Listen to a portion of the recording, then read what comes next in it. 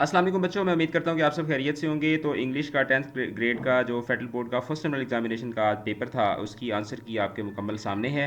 Subjective paper जो है वो उसका आज हम सोल्यूशन करेंगे इस वीडियो के अंदर। जो ऑब्जेक्टिव है वो मैं पहले एक्सप्लेन कर चुका हूँ, इस वीडियो के डिस्क्रिप्शन से आपको उसका भी लिंक मिल जाएगा। तो अब इसमें जो सबसे इंटरेस्टिंग चीज़ है वो मेरे ख्याल में शायद फेडरल बोर्ड ने पहली दफ़ा ये किया है कि उन्होंने जो पिछले साल का पेपर था उसकी कॉम्प्रीहेंशन जो है उसको रिपीट किया है। पिछले साल की जो कॉम्प्रीहेंशन थी उसको उन्होंने रिपीट किया है। ये आप अगर पेपर 3 देख लें, ये अपने अपने बच्चों से जो इस दफ़ा असेसमेंट हुई थी उसमें भी हमने बच्चों से यही वाला पेपर किया था, यही वाला पेपर हमने सेलेक्ट किया था। आप यहाँ पे ये देख सकते हैं, मैं आपको दिखाता हूँ, ये 10th क्लास के पेपर्स हैं, ठीक है, जो कि हमने बच्चों से लिए हैं किधर के, हाँ ये फाइनलाइज पेपर्स। तो अब ये 10th क्लास के आपको पेपर्स नज़र आ रहे होंगे, पेपर 1, पेपर 2, पेपर 3 और पेपर 4।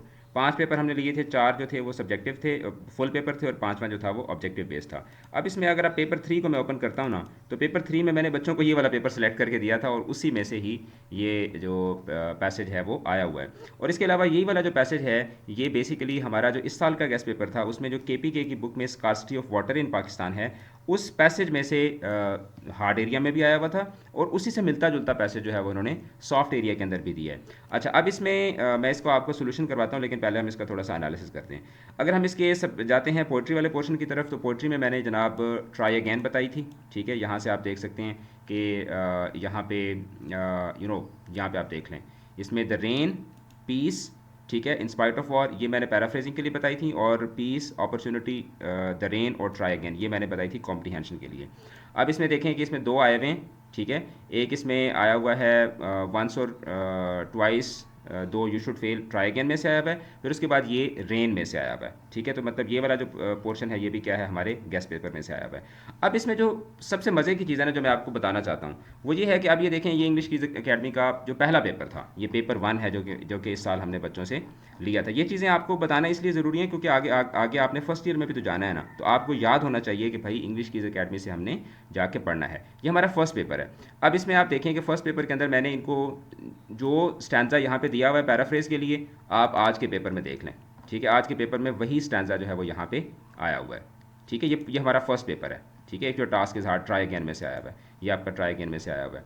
उसके बाद हम जाते हैं जहाँ पे पोइट्री में से क्वेश्चन पूछे गए होते हैं, तो I hear leaves drinking rain, ठीक है, ये आप देख लें, ये आपके पेपर में आया हुआ है, और ये हमारा पेपर 1 है, इसके अंदर आप देख लें I hear rains drinking water, ठीक है। तो अब और मज़े की बात यह है कि इसमें से आप ये पूछें कि highlight the use of personification, ये मैंने बच्चों से सवाल पूछा हुआ था, और इस पैसेज में से उन्होंने आपसे क्या सवाल पूछा है, आइडेंटिफाई 2 एग्जांपल्स ऑफ पर्सोनिफिकेशन। यानी इंग्लिश की अकेडमी के जो पेपर्स होते हैं वो इतने टू द पॉइंट और इतने मेटिकुलसली जो है वो सेट किए जाते होते हैं। उसके बाद आप सेक्शन सी के अंदर आ जाते हैं, तो सेक्शन सी में आपसे पूछी गई थी write an application to principal for proper arrangement of clean drinking water in your school, ये वाला सवाल है। अब आप इंग्लिश की अकेडमी का पहला पेपर देख लें। पहले पेपर में सेक्शन सी के अंदर मैंने एप्लीकेशन आई हुई, यहाँ पे मैंने उनसे लेटर लिखवाया हुआ था कि write a letter to assistant commissioner to your province about the unavailability of clean drinking water in your area. यानी पहला पेपर है हमारा, ये अकेडमी का पहला पेपर जो बच्चों से दिया गया था, उसी के अंदर से ये वाली चीज़ आई हुई है। फिर उसके बाद आप एसेज के अंदर आ जाएं। एसेज के अंदर आपको आया हुआ है travel as part of education, benefits of digital technology और माई फेवरेट हॉबीज़। अब इसमें बेनिफिट्स ऑफ डिजिटल टेक्नोलॉजी, इसके ऊपर तो मैंने इतना बच्चों को जोर दिया हुआ था कि आपने टेक्नोलॉजी जो है उसके ऊपर आपने लाजमी तैयारी करके जानी है। इसमें आप देख लें, इसमें मैंने फेवरेट हॉबी के ऊपर उनसे पैराग्राफ लिखवाया, पेपर आप चेक करें, इसमें माय फेवरेट हॉबीज़ और बेनिफिट्स ऑफ डिजिटल टेक्नोलॉजी। मैंने पहले पेपर में बच्चों से फेवरेट हॉबी के ऊपर पैराग्राफ लिखवाया, और impact of social media on technology on society जो है ये मैंने उनको दिया हुआ था। यानी आप ये कह सकते हैं कि हमारा जो पहला पेपर था ना, उस पेपर में से कम अज़ कम भी अगर आप कहें ना, तो 60 to 70% पेपर जो है वो हमारे पहले पेपर में से आया हुआ है, ठीक है। तो यहाँ से आप खुद अंदाज़ा लगा लें।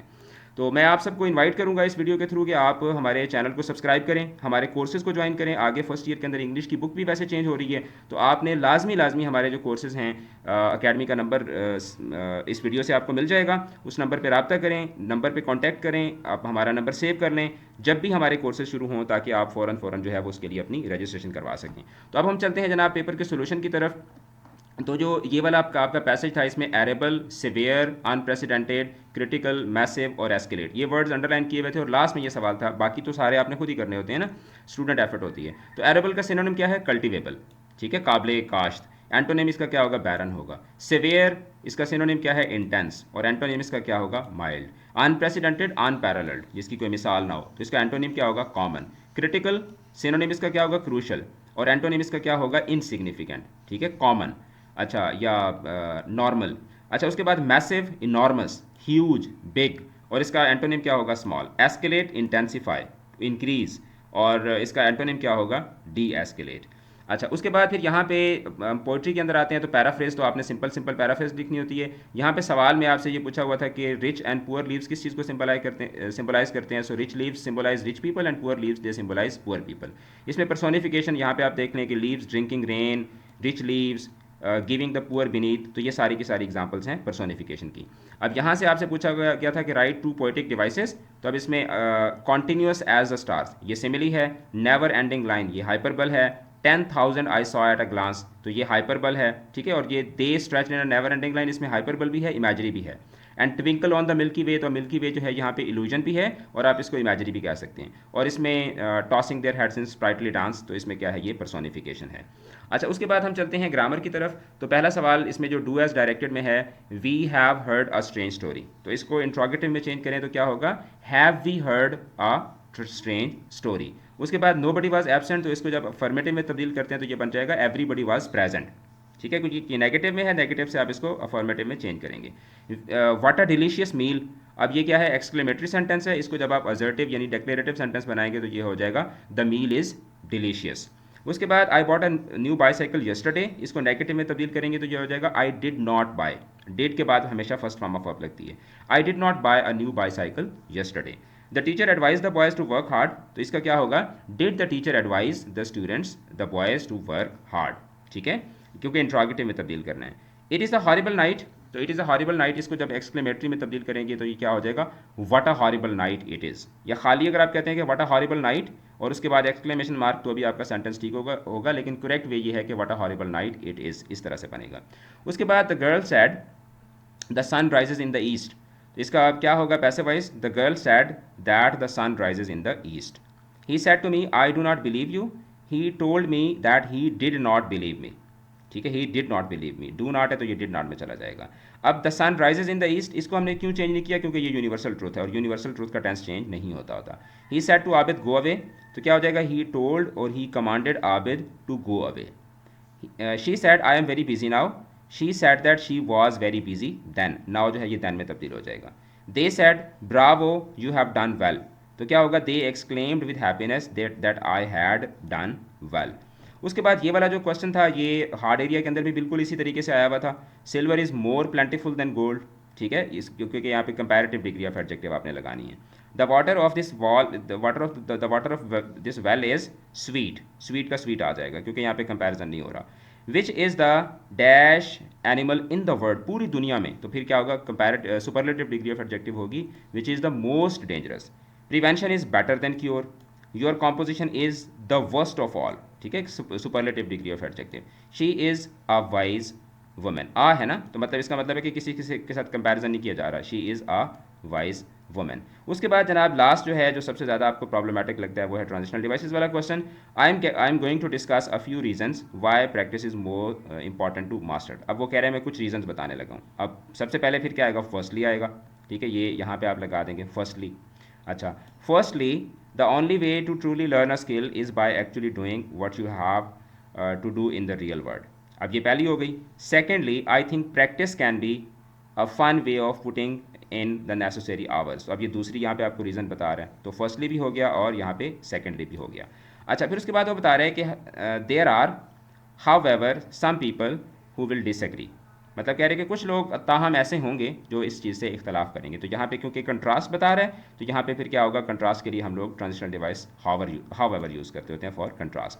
There are however some people who will disagree, मतलब दो चीज़ें उसने आपको बताई हैं। अब वो आगे थर्डली एंड मोस्ट इंपॉर्टेंटली कह रहे हैं कि तीसरी और सबसे इंपॉर्टेंट बात यह है, thirdly and most importantly, it is said that people tend to remember 10 to 20% of what they read और हियर, ठीक है। तो यहाँ पे अब थर्डली भी यहाँ पे यूज़ हो गया और मोस्ट इंपॉर्टेंटली भी यूज़ हो गया और भी यूज़ हो गया, ठीक है। ये तीनों जो हैं वो एक ही सेंटेंस के अंदर यूज़ हो गया। मोर ओवर, ठीक है, that number arises to as much as 90% when you put theory to practice, कि जब आप वो कह रहे हैं कि इसी को फर्दर आप वो आगे एक्सप्लेन कर रहे हैं ना, इसी की आगे वो एक्सप्लेनेशन दे रहा है, या इसकी ट्रांजिशनल डिवाइस ऑफ एडिशन है यहाँ पे मोर ओवर। अच्छा, 10 में क्या है कि वो जो यहाँ पे उसने जो बात की थी उसको वो कंक्लूड कर रहा है, मतलब पूरी डिस्कशन का कंक्लूजन नहीं है, बल्कि इसका 10 जो है that is transitional device of result या transitional device of conclusion. 10 following up explanation with practice is key to mastering a skill. In conclusion it can be said that practice makes a man perfect. तो ये सारी इसके अंदर जो है वो use हो गई हैं। अब इसमें से अगर आपने 6 भी ठीक किए हैं, ठीक है, सब में से अगर आपने 1 2 3 4 5 6 7 8 9 थी, 9 में से अगर आपने 6 भी ठीक कर लिए हैं तो आपको 6 नंबर जो है वो मिल जाएंगे। सब्जेक्टिव जो आपका ऑब्जेक्टिव पेपर था वो मैंने पहले सॉल्व कर दिया था, लेकिन अगर आप कहते हैं तो मैं आपको जो ऑब्जेक्टिव पेपर है उसके जो आंसर्स हैं वो भी मैं आपको दोबारा दिखा देता हूँ। ठीक है, यहाँ पे कहीं पड़ा होगा पेपर, यस ये पड़ा हुआ है। ऑब्जेक्टिव के जो पेपर्स हैं वो भी मैं आपको, ऑब्जेक्टिव की आंसर की भी मैं आपको दोबारा दिखा देता हूँ। ठीक है, तो I have found the pen which I had lost, तो विच इसमें क्या है, रिलेटिव प्रोनाउन है। Can he win the match, तो कैन इसमें क्या है, मॉडल वर्ब है। Which sentence contains an adverbs, she was dressed all in pink, तो ऑल इन पिंक जो है ये ड्रेस्ड को मॉडिफाई कर रहा है, तो ये इसका करेक्ट ऑप्शन है। He goes dash, he goes to the library. फिर उसके बाद fish is to school as bird is to flock, जिस तरह स्कूल कलेक्टिव नाउन है ना, जिस तरह स्कूल में मतलब फिश होती है, इसी तरीके से फ्लॉक में क्या होता है, बर्ड होता है। I shall do it now और I shall do it, I shall not do it at all, तो यहाँ पे और आएगा। ठीक है, identify the complex sentence, whenever it rains I like to wear my jacket, तो ये इसमें ट्रांजिशनल डिवाइस है। ये इसमें सॉरी कॉम्प्लेक्स सेंटेंस है क्योंकि इसमें एक मेन क्लॉज है और एक इसमें सबॉर्डिनेट क्लॉज है।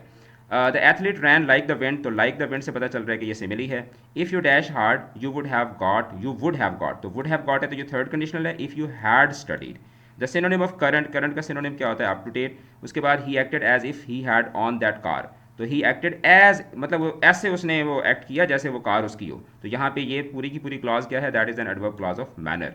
Now identify the use of personification, the daffodils danced, तो डांसिंग से पता चल रहा है कि ये क्या है, इसका करेक्ट ऑप्शन है। His car was old yet very dash, तो अब इसमें इसका आपने बताना है पॉजिटिव कॉनोटेशन वाला इसमें से कौन सा वर्ड है, तो फैसिनेटिंग जो है that is a word that shows the positive connotation.